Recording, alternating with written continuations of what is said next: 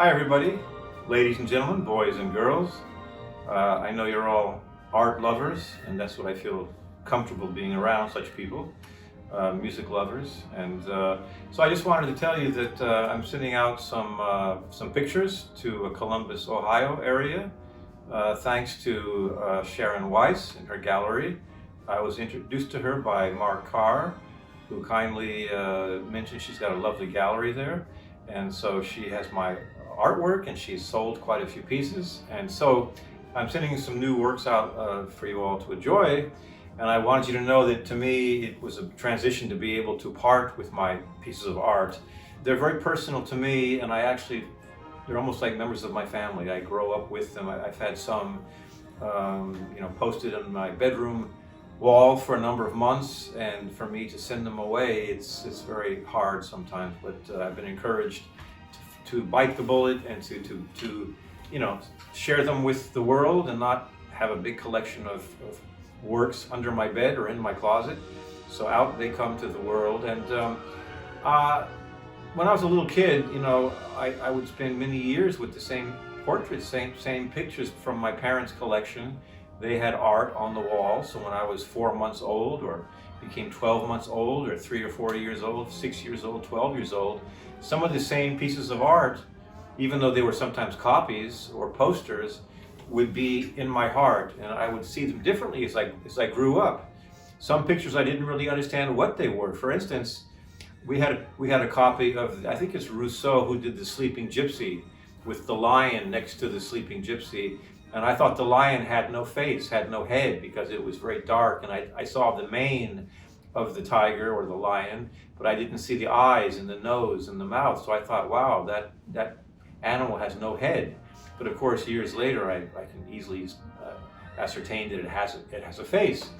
Little things like that. It's sort of like when I used to watch my favorite movie, the Les Enfants de Paradis, the Children of Paradise movie. When I was younger, I would identify with the character Baptiste. And when I became older, watching the movie 10, 15 years later, I began to identify with Frédéric, somebody else, some of the other characters in the movie. As I grew older over the decades, I would see different aspects of the movie and realize what a great movie it is, because all the characters are so realistic and so based on real people, I'm sure. So I send you some of my favorite artworks, pieces of artwork, and I hope you enjoy it. And they're also, for me, the older ones are very sort of primitive looking and a little childish, maybe different, a certain innocence I had many, many years ago. But I'm making progress, and I hope you can see my progress and might be part of owning part of examples of my progress. So I also associate these pictures with my music. So I wrote a new song recently, which is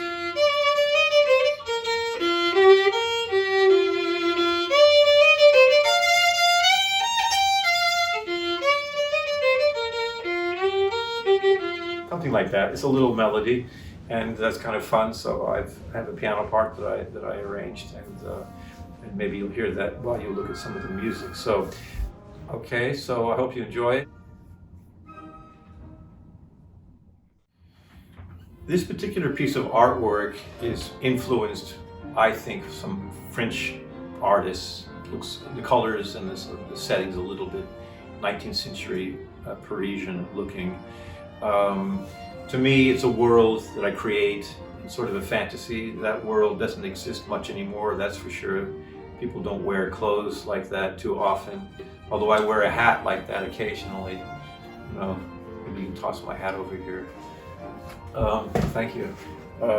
So sometimes I like to dress up a little bit 19th century. It's just my nature to overdress. Today I'm wearing tails because I played some music earlier today for the public, and I like to dress up sometimes. I think people sometimes should dress a little fancy occasionally, show the elegance or dignity in life, or at least that life's special when you go in public. Sometimes it's nice to not be wearing just tennis shoes or a t-shirt, so maybe I overdo it. Anyway, this little piece of artwork I really like. It's very personal to me, and I like the sort of the young, looks like younger people are dancing in the middle, the older people are standing on the side watching, and it looks like a lot of champagne in the background. So I think there's a party going on, maybe a graduation of some sort or a celebration of something particularly fancy. But I like the colors, and I'm sorry to part with it, but I'm happy if you might like it to have it part of your home. This little sketch is two waiters.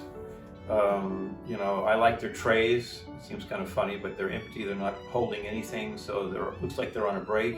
They're standing rather casually, and being in a sense, a freelance musician that has played some parties and weddings and things over the years, I'm fairly comfortable in restaurants and the rooms, the ballrooms and lobbies of places, and people standing around, workers and waitresses, and in the restaurant setting. So I always enjoy drawing pictures of wine glasses and champagne bottles and waiters with short coats and their trays, and sometimes holding bottles of something, you know. So it's a kind of a pleasure. So I don't know, I'll be probably drawing lots of pictures of such occasions. Again, they're also public places. People get dressed up to go to these occasions. They're usually fun. It's not an office type setting, and there's always food. So you'll see plenty of these kind of pictures. So I hope you enjoy these two characters waiting to be of service.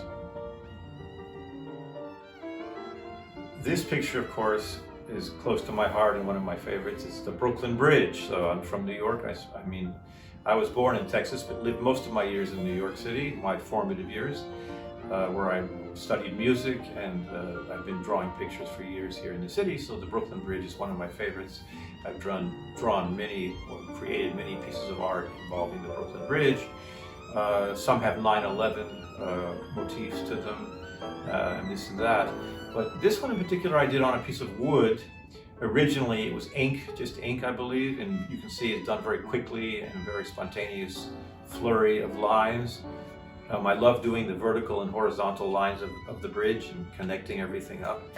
And in this case, I colored it later, added some coloring, maybe watercolors and some other colorful things. So it's mixed media, as I said first, but I'm correct. It's not mixed media, it's mixed mediums. Of course, the mediums are mixed, so it's not all just ink. It's a little this and that. It looks kind of like sun up or sundown, and I do enjoy this one very much. It's probably a little larger than a foot long. So it's a very horizontal picture, of course, but it's one of my favorites. I hope you enjoy it.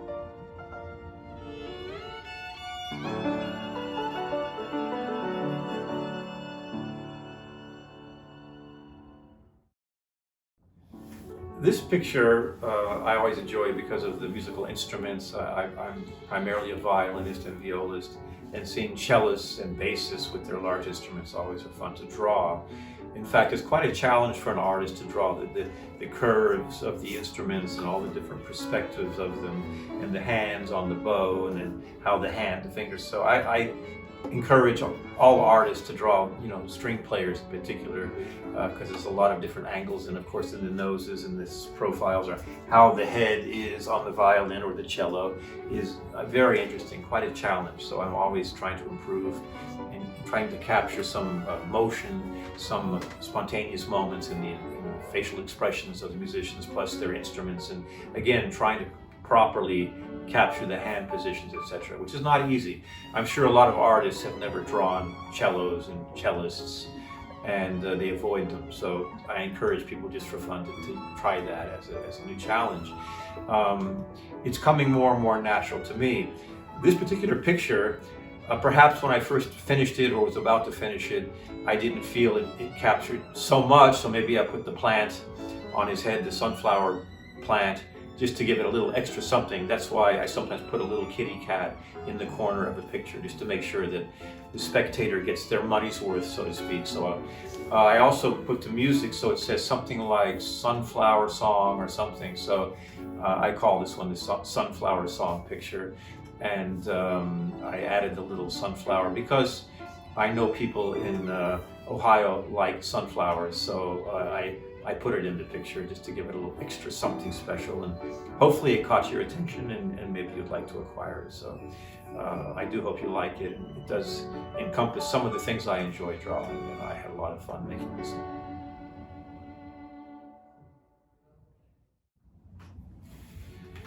This is Manhattan in Fall. That's the title of it. You see all the red, and or the attempt to make sort of a fall color, shooting more orange perhaps, but orange and red leaves and the change of the foliage. And you see down here the Staten Island Ferry and the Statue of Liberty, which shouldn't really be there, but I just put them in. There's a Chrysler Building, and there's also the Empire State Building, which sometimes is red, white, and blue. There's a moon, a little bit of the feeling of fall in the air, of winter coming on.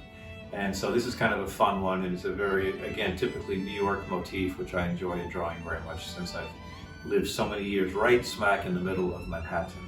And the softball field is down here somewhere where we've played lots of softball over the years. So I hope you enjoy this one. Manhattan in the Fall. This is an example of what I mentioned earlier. I'll mention it again in case it's edited out. I will mention that the challenge for an artist to draw the proper hand position on the bows and the left hands on the cellos and the violas and things is a challenge for an artist, and I think it's and then the curves of the viola and the violin and the cello is good. To capture all of that together is a very nice thing. So you know, and the way the intensity of their playing, the way they're getting into the music. And I've always reminded people that musicians are having fun and they're getting dramatic sometimes when they're into the music, and they're not miserable. They look like they're miserable sometimes, but they're just concentrating, and sometimes they're in a state of ecstasy with playing in such harmony with other musicians. It's a great feeling. So I tried to depict that a little bit. I did this one a couple of days ago, and I hope you like it. If you like it, somehow you see it before I send it out to Ohio, I'll sign someone's name on the back and maybe make a little tribute, and I'll say something to a friend of yours or relative if you like. If I have it in my possession and you want to buy it long distance, okay? So you'll talk to perhaps Sharon Weiss about that. So this will be coming out eventually. And this is called, can you guess? The Quartet. I hope you enjoyed it. Thank you.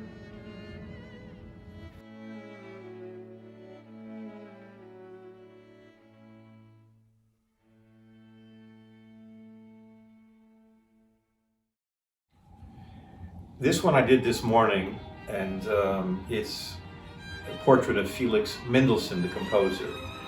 And he's one of my favorite composers. And he wrote the Mendelssohn Octet, which is a great piece for 8 musicians. And he wrote the Reformation Symphony, which is wonderful. It's a beautiful symphony. And so, if you look closely, of course, his eyes look a little bit cross-eyed or cuckoo, and it's a little bit goofy looking. It's not technically the best portrait in the world. But again, I like it. It also captures my ability at this time in my life, and maybe if I live long enough in a number of years, they'll look back at this and say how primitive it is or how funny looking it is. But it's a certain innocence and a certain honest example of where I'm at these days. But here is Felix Mendelssohn, and it can be yours if you'll make contact. So anyway, hope you enjoy it, and I can write something on the back for you if you like. This one is unusual. It's kind of funny. At first, I didn't care for it that much. The sound holes of the instrument are way up high. You know, they're up here. They should be down here more. But it sort of has been growing on me over the last few weeks, and it looks kind of almost human somehow. And some people who've seen it liked it very much, and I did have it framed. And it does, well, it's kind of fun. It's kind of charming in a way. And I like it now. It's sort of iconic for some reason, and people enjoy it very much. So if you'd like to have this in your collection, then it would be very nice. I hate to see it go, as really all my artwork is very personal to me at that moment. I try to just capture the mood that I'm in, and as I make progress. But I am happy if people enjoy my artwork. It's better than sitting under my bed or in a closet or somewhere else. If you really enjoy it, I'm so happy that you would have it in your possession. So.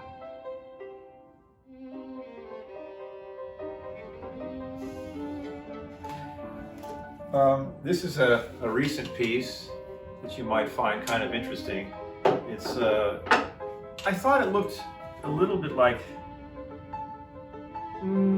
something a little bit primitive about this picture. I mean, obviously there's not a lot of shadowing, there's not a source of light giving it a more sophisticated work, but I like the colors, and I recently cut this wood and painted it blue, which I was trying to match this blue. It doesn't quite match perfectly, but I think it brings out the blues, and it's, I don't know, interesting colors, the sort of purples and pinks and things.